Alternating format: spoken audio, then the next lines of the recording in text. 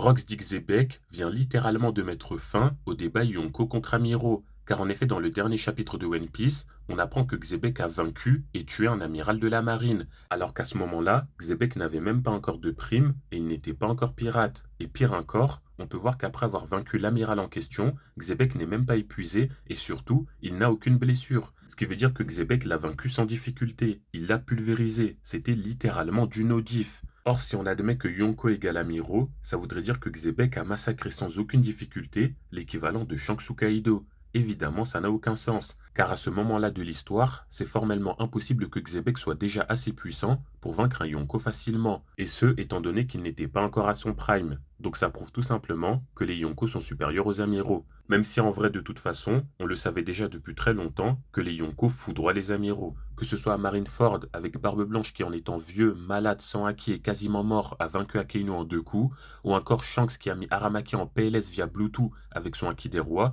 ou encore Luffy qui a one-shot Kizaru et qui l'a transformé en pizza. Enfin bref, en tout cas ça fait plaisir de voir que malgré toutes ces années, Oda reste fidèle à ses rapports de force.